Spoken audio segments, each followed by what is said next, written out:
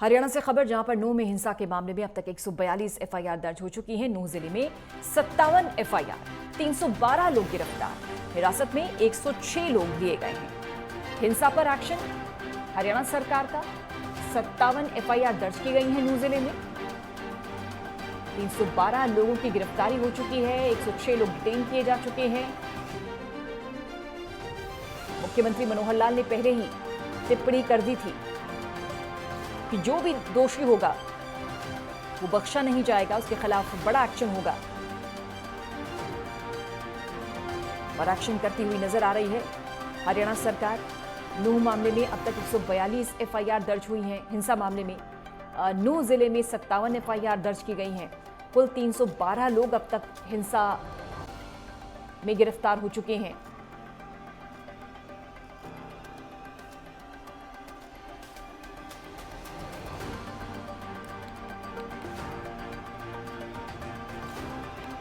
एक 106 लोग हिरासत में। शांति व्यवस्था बहाल करने की पूरी कोशिश है। पहले कई इलाकों में जो धारा 144 लगाई गई थी वो भी हटा ली गई है, चूंकि हालात अब सामान्य हैं। इधर एक्शन मोड में है पुलिस। उन लोगों की धरपकड़ की जा रही है जो कि इस हिंसा में संलिप्त थे, शामिल थे, जिन्होंने आगजनी की, बवाल किया, हंगामा में शामिल रहे। 57 एफआईआर दर्ज हुई है नूंह में। 312 लोगों की अब तक गिरफ्तारी हो चुकी है।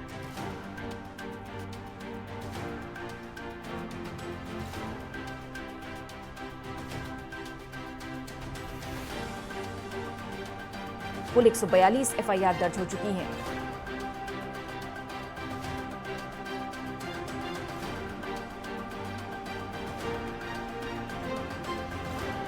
एक एक वीडियो को खंगालने के बाद लगातार पुलिस एक्शन मोड में है। सीसीटीवी फुटेज के आधार पर गिरफ्तारियां हो रही है। 312 लोग की गिरफ्तारियां हो चुकी हैं, 106 लोग डिटेन किए गए हैं। नूंह में 57 एफआईआर दर्ज हुई हैं। लोगों को आइडेंटिफाई करके गिरफ्तार किया जा रहा है।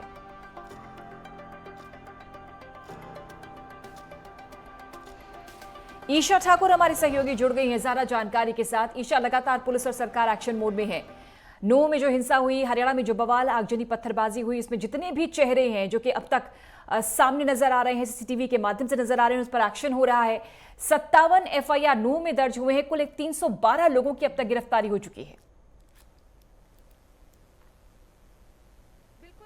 देखिए पूजा, अगर हम नूंह हिंसा की बात करें, जिस तरीके से 31 जुलाई को जलाभिषेक यात्रा में विशेष समुदाय की तरफ से वहां पर पत्थरबाजी की जाती है, आगजनी की जाती है, और उस हिंसा की अगर बात करें तो धीरे धीरे करीब 9 जिले इसकी चपेट में आ गए थे। नूंह के साथ साथ पलवल, सोनीपत, पानीपत, गुरुग्राम, रेवाड़ी, ये तमाम वो जिले हैं जो इसकी चपेट में आ गए थे। तो ऐसे में खाली नूंह की अगर बात करें, वहां पर 57 मामले अभी तक दर्ज किए गए हैं और कुल 147 मामले अलग अलग राज्यों, माफ कीजिएगा, अलग अलग जिलों में दर्ज किए गए हैं। अभी तक 312 लोगों की गिरफ्तारी अलग अलग क्षेत्रों से की गई है और इसके अलावा 106 को यहाँ पर हिरासत में भी लिया गया है। जो लोग इस हिंसा में शामिल थे, जिनकी तरफ से श्रद्धालुओं को भी नहीं बख्शा गया, उन पर अटैक किया गया, उनको लेकर पुलिस लगातार अपील कर रही है कि जो भी इस हिंसा में शामिल थे वो खुद ही सरेंडर कर दें, नहीं तो पुलिस की तरफ से कड़ी कार्रवाई उन पर की जाएगी। अब इस तरीके की खबरें भी सामने आ रही है कि कई ऐसे आरोपी भी हैं जिनकी तरफ से पुलिस के समक्ष सरेंडर भी किया गया है।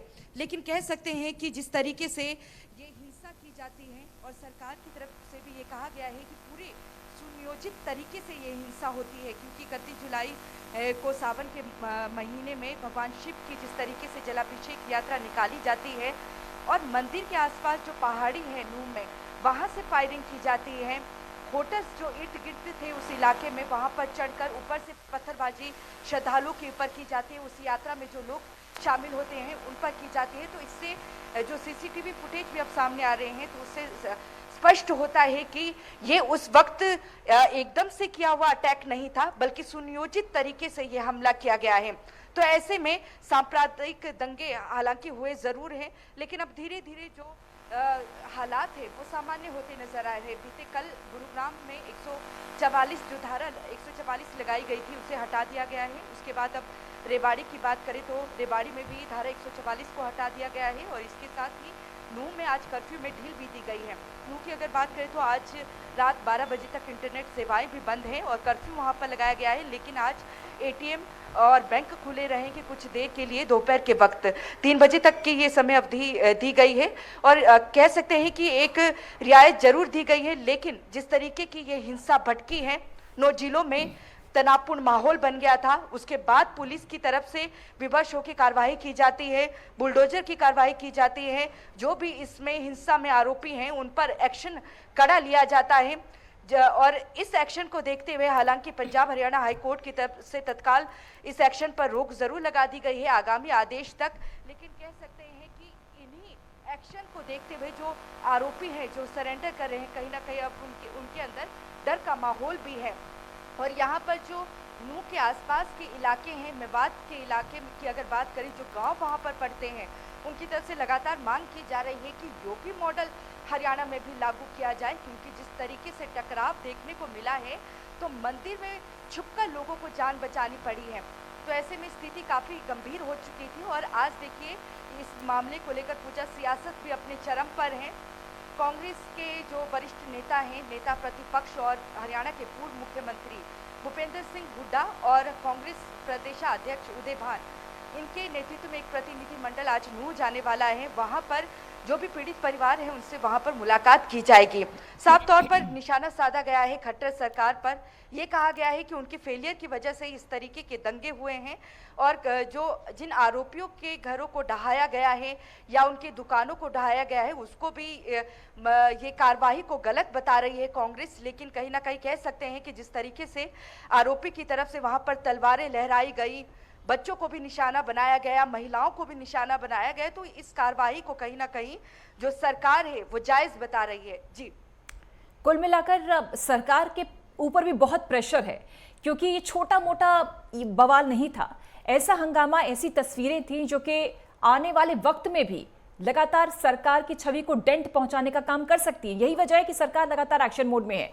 खुद मुख्यमंत्री मनोहर लाल लगातार संज्ञान ले रहे हैं कि कहां तक स्थितियां पहुंची हैं, कितने आरोपियों की धरपकड़ हुई है और सुनिश्चित करते हुए नजर आ रहे हैं कि व्यवस्थाएं जल्द से जल्द बेहतर हों। ईशा, बिल्कुल पूजा, वो इसलिए भी क्योंकि जिस तरीके से 31 जुलाई को 6 घंटे तक नूह जलता है, लेकिन पुख्ता प्रबंध वहां पुलिस का नजर नहीं आता है। नूह से जो हिंसा है वो भड़कते हुए पलवल पहुंच जाती है, पलवल से भड़कते हुए सोनीपत, पानीपत और गुरुग्राम तक इसकी चपेट में आ जाते हैं। 9 जिले पूर्ण रूप से इसकी चपेट में आते हैं। चाहे आप झज्जर की बात कर दीजिए, वहां पर भी तो तनावपूर्ण माहौल देखने को मिला था और जिस तरीके का वहां पर तांडव देखा गया, किसी को भी नहीं बख्शा गया। हालांकि विशेष समुदाय की तरफ से इसकी शुरुआत की गई थी और जलाभिषेक यात्रा में जिस तरीके से पथराव और आगजनी की गई, उसका जवाब फिर हिंदुओं की तरफ से दिया गया। यही वजह है कि जो सांप्रदायिक दंगे हैं वो एक तरीके से भड़क गए थे और जो खट्टर सरकार है सवालों के कटघरे में इसलिए खड़ी हो गई थी क्योंकि सरकार खुद ऐसा कहती नजर आई है कि सुनियोजित तरीके से ये सब किया गया है और पहले से इस तरीके की आशंका थी कि इस तरीके का माहौल वहां पर हो सकता है, तो क्यों सरकार की तरफ से पुख्ता प्रबंध वहां पर नहीं किए गए। हालांकि यहाँ पर जो बयान है उसमें भी विरोधाभास नजर आ रहा है सामने। यहाँ पर कहा जाता है कि पुलिस की पुख्ता प्रबंध वहां पर थे, लेकिन देखने को नहीं दिखाई दिए पुख्ता प्रबंध वहां पर हैं। गृह मंत्री अनिल विज कहते हैं कि पुलिस की तरफ से उन्हें इसकी हिंसा की जानकारी नहीं दी गई, बल्कि फोन में किसी व्यक्ति ने बताया। यही वजह है कि जो केंद्रीय गृह मंत्री हैं अमित शाह, उनकी बाकायदा यहाँ पर नजर है और यहाँ पर बाकायदा बीजेपी नेताओं को भी कहा गया है कि जब तक आपके पास पुख्ता जानकारी नहीं है तब तक आप बयानबाजी देने से बचें। और खुद मुख्यमंत्री को कहा गया है कि आप मॉनिटरिंग इस पूरे मामले को करें और यहाँ पर अगर ये सुनियोजित तरीके से किया गया है तो जो पुलिस है वो एक्शन में क्यों नहीं आई। भले ही अब 20 पैरामिलिट्री फोर्स की कंपनियां तैनात कर दी गई हो, लेकिन समय रहते इस कार्रवाई को क्यों नहीं सरकार की तरफ से किया गया। और यही वजह है कि जो अवैध कहा जा रहा है, जो वहाँ पर अवैध मकान बना दिए गए, अवैध होटल वहाँ पर खोले गए, उसके बाद अब जो ये कार्रवाई है वो वहाँ पर की गई है और इसके लिए कहीं ना कहीं सरकार को विवश होना पड़ा। जिस तरीके का आगजनी का माहौल वहाँ पर एक विशेष समुदाय की तरफ से क्रिएट कर दिया गया है। लेकिन इस हिंसा को भड़काने में सोशल मीडिया ने भी काफ़ी जो है सोशल मीडिया के ज़रिए भी दंगे भड़के हैं। पाकिस्तान के कई ऐसे सोशल मीडिया हैंडल हैं, चाहे आप ट्विटर या फेसबुक अकाउंट की बात कर लीजिए, जिनको मॉनिटरिंग किया जा रहा है कि आखिर इन्हें चला कौन रहे थे। उनकी तरफ से विशेष समुदाय को भड़काने का काम यहाँ पर किया गया। यहाँ तक कि सेलिब्रिटीज़ के अकाउंट को भी हैक किया गया है। जी शुक्रिया आपका ईशा ठाकुर इस खबर पर जानकारी देने के लिए। अपडेट आपसे हम लगातार